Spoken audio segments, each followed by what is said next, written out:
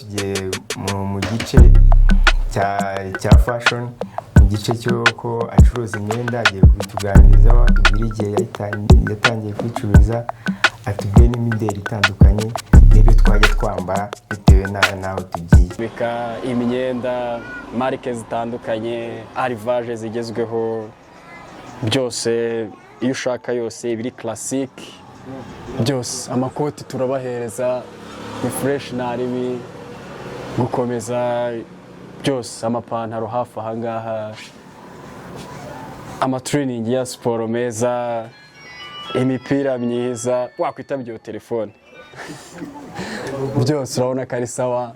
Amashati meza umuntu yambara, igihe wambaye classic ukambara ishati ugashyiraho agapantaro keza uba ugaragara neza. N'abakobwa ntitwabibagiwe, tubafitiye byinshi kandi bitandukanye, harimo amapantaro yabo meza, tubafitiye amakanzu hafi aha ngaha gutya.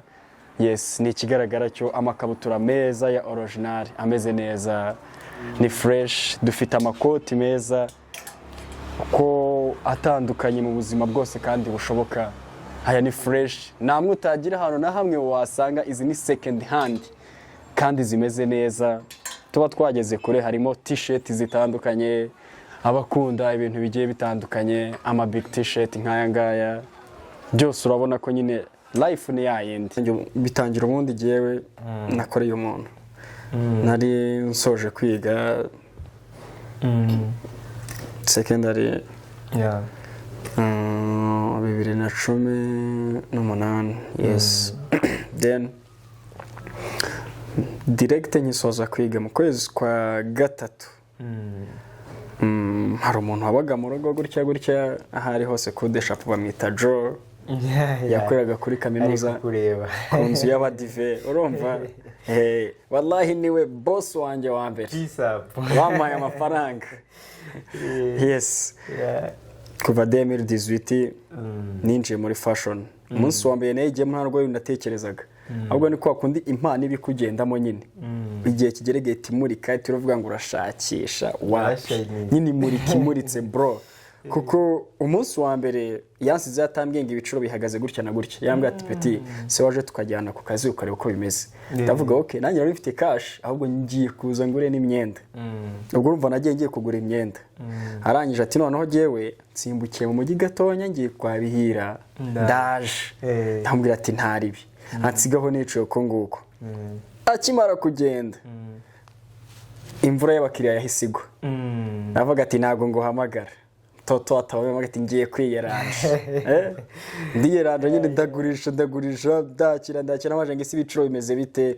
Aje ndamubwira ati rero jewe nahacuruje, nimba byahombye nimba byungutse ntabyo nzi.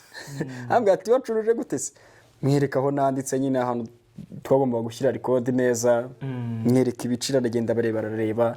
Aravuga ati ntakubeshye, ahandi hose haraho twungutse menshi, ahantu wampomeje ni hamwe honyine. Atubwiye niba atari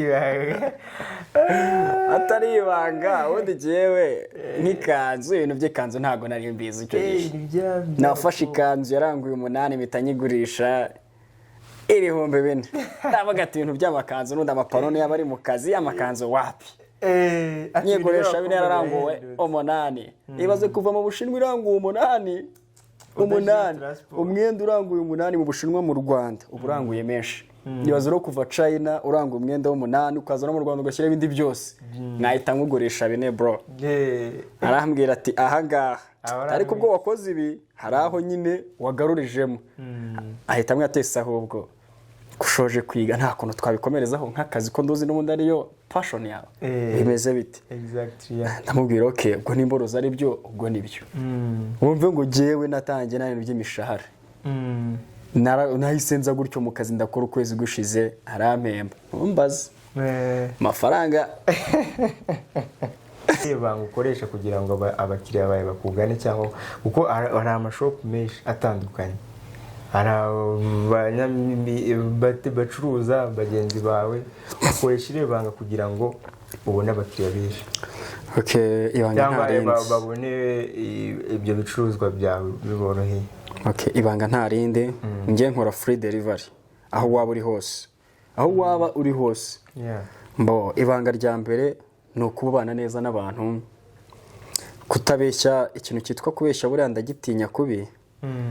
Sibyemo gake nta utabeshya nta muntu uri perfect, ariko urabizi wowe rero ikintu cyitwa kubeshya nicyo wirinda rukuno umukiriya azashyiramo umwenda ukamubwira ngo uramubereye. Wallahi umukiriya unzi uri muri iki kiganiro azanyomoza, yandike muri comment niba ashobora kukugurisha umwenda nkakubwira ko kubera utakubereye. Njye uri wa muntu ushobora kuza ukambwira ngo urabona maneke ibi bipupe bambika imyenda bagashyira hanze. Okay, hari uko umukiriya yaturutse se ubonye akavuga ati uyu nibo nshaka. Akihagera rero urumva nkanjye fashion designer nkikureba buri imyambarire ijyana na taye y'umuntu, uburyo areshya n'iki byose ugomba kubyitaho uri fashion wizewe. Okay, njyewe nkikubona ndavuga ati okay, uyu muntu yakwambara ibi nibyo byamubera. Ushobora kunsaba umwenda nkawukwima jewe nkakubwira ati uyu suwa ahubwo wowe bitwara ibi ngibi. Wabyangwa ati je nimba nguhaye bikubereye ukaba byanze, nimba uje ngo nkwambike ndijisho ryawe rigiye kukwambika, nyemero jewe nguha ibyo nshaka. Niba kubwira ko ari bibi ntuzagaruka ubwo nzemera mpomba umukiriya, ariko nanye nshobora kuguha ibyo wowe ushaka. Wahora no bakabaza ngo waguriye ati ni hariya, bakavuga ati yewe watomboye nabi. Ugasanga naringiye kuvuga ya company ngoro ngica ariko ntagiduha amafaranga. Rero watombora nabi ugasanga ntago ugarutse.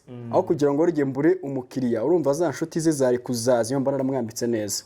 Aho kugira ngo urumbure umukiriya, ahubwo nafata ibyo nguhaye ukaba ari byo utwara nzi neza ko bazakora ngo ati wow wambaye neza. Kwe tubabwira ati umuntu wanyambitse yemeye ndayimpaye twanatonganye yitwa Abi Fashion Design, gana kuba dive akwambike. Abo nibo bantu mbona delivery Kigali umuntu arazikora, Gisenyi, Musanze, Rusizi, nyine mu hose. Reka nimba ari ikindi kintu wakongeraho cyangwa wabwira abakunzi badukurikiye iki kiganiro cyangwa inama wabagira. Yes. Aka kanya icyo nakongeraho ndabanza gushimira mwebwe. Yes, kuko hari impamvu turi kumwe. N'ubwitange, n'umwanya, hari icyo mushaka kugeza ku Banyarwanda, hari icyo wabwira urubyiruko, hari ukuntu rwumva narwo ko hari umuntu uvuga ati subije nzagira ikintu ngeraho. Buriya iyo ubyutse mu gitondo ugomba kubyuka karukazinduka niyo ntacyo uri bukore biragufasha. Yes, ugakora icyo usabwa neza. Narwo niro iki kiganiro uzavuga ati koko bya bintu banza bishoboka kuko ndi from zero. Ariko right now ntago navuga ngo wenda ndi hejuru, ariko buryo ubasha kwigurira ipantaro bro nyine ukaba wakwishyura inzu ubamo. Ibyo byonyine buriya bigaragaza ko hari aho Imana yagukuye naho yakugejeje. Rero mbanje gushimira mwebwe. Wagira inama umusore udafite akazi cyangwa wicaye mu rugo uburyo yabikoramo kugira ngo nawe abe yabona shop niyo yawe cyangwa yabona ifatizo ikinaheraho? Murakoze cyane. Umunshi n'undi bibaza ibyo ngibyo ntagaruka bafite ya famille yakabimuhaye. Nk'umuntu udafite famille. Yes, bivuze ngo ni ubwe ugomba kwiranja. Ikintu cya mbere namubwira no kubaha Imana gusa. Ukumva ko Imana iriho kuko Imana iriho kandi irakora turabizi. Nihazamo kubaha Imana, ikindi ukajya ubyuka kare kandi ukaryama bitinze. Nese uraryama kare unabyuke biti uryamanye iki muri ubwo buriri? Ufite amashuka meza, ushaka kuryama neza kurira umufungo uzishyure na hoteli ugenda uvuga ati nanjye ngiye kuba nk'ingagari ngiye kujya muri hoteli. Ubukene ubukange. Ariko kubaha Imana, kubyuka simwa ko ufite icyo ukora no butagifite ushobora kubyuka no mu rugo wabafasha. Ikindi gihe nta kazi ntakoze n'ikiyede twaragikoze. Exactly. Yes, ubugenzi ibintu byinshi cyane no guhinga nabikora. Rero hari umujene uvuga ngo kuva ndangije cyangwa se niba utarangiza ati giye bisi nabikora bro, wabikora aho uri hose wabikora. Akazi kabi kandi kagwesha akazi keza. Ejo ukinjirira n'abantu nyine tinyuka. Bera ndavuga ngo tinyuka urashoboye ntago ari ku bakobwa gusa. No ku rubyiruko n'umuhungu nawe ashobora gutinyuka. Ukagenda ukegera umukino mugati jewe mfite mind imeze gutya. Twakora ibi cyangwa se akazi mbona gakorwa gutya nanjye ungiriye icyizere ukampa akazi byagenda gutya.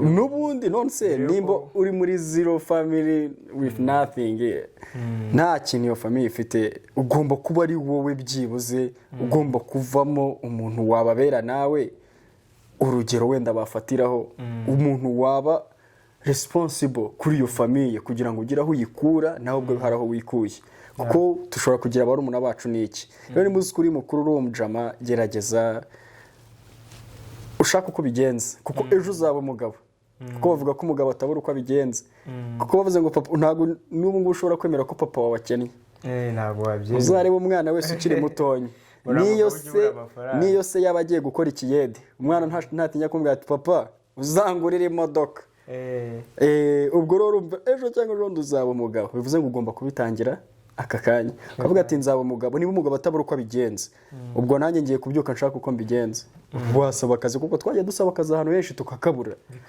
kuko nabonye pe mvuga ati giyewe amaraso yanjye arimo gutwara imodoka saba akazi ndagerageza aho ngiye kukabona bikanga nkavuga ati sinzacika intege tandirimbo ya musani nkaza ati nubwo bibaze ariko ni hahandi hari uko bizagenda yes kubyuka kare ugakora na siporo kandi kuko siporo izatuma udaheranwa n'agahinda siporo ifasha abantu bashobora kuba bafite ibintu bijyanye no kugira agahinda gakabije ifasha abantu bafite ibindi bibazo bitandukanye kora siporo byuka mu gitondo uzinduka kare ukora siporo uzugiye mu rugo ukarabe nk'umuntu ufite akazi wiyumvishe ko ushobora kujya gusaba akazi ahantu utekereze neza ukoreshe mind yawe utekereze kure bizaba ari byiza niyo nama nakugira ubundi ahandi Imana ibigomba kuba iri kumwe nawe kuko ja niwe byose okay job based my people tiwisa ko uri gukurikira ikiganiro focused on